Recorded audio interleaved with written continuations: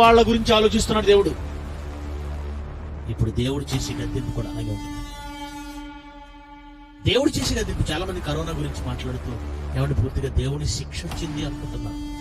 నిజం చెప్పాలంటే ఇది పూర్తి స్థాయి శిక్ష కాదండి, గద్దెంపు మాత్రం. గద్దెంపు మాత్రం. ఎందుకంటే నిజంగా ఆయన శిక్షించాలి అనుకుంటే ప్రపంచం అంతటిని ఒకేసారి తుడిచేయగలడు. నిజంగా ఆయన శిక్షించాలి అంటే ఏమండి 10 నిమిషాల్లో ప్రపంచం తుడిచేయలేడా? భూమండలాన్ని ఆవరించి ఉన్న ఈ జీవవాయువుని 10 నిమిషాలు ఆపేసాడంటే ఏమైపోతాం మనం? ఏ దేశంలో చూసిన శవాల గొట్ల న్యూస్ కవర్ చేయడానికి కూడా న్యూస్ వాళ్ళు ఉండరు, ఇల్లు పోతారు,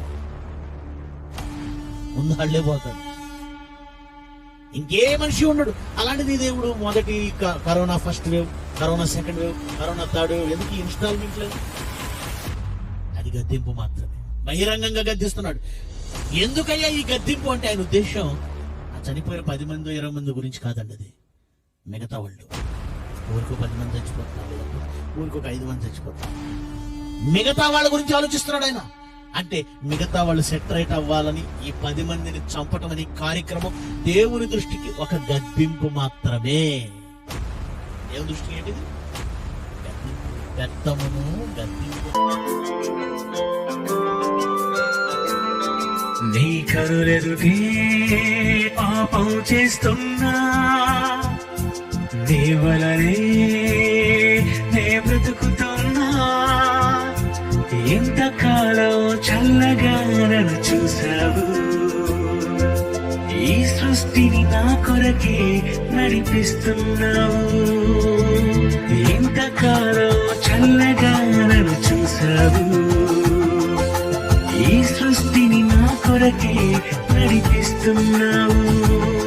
నేనమ్మలేదని పాపం మానలేదని వచ్చింది కోపం నా వలనే.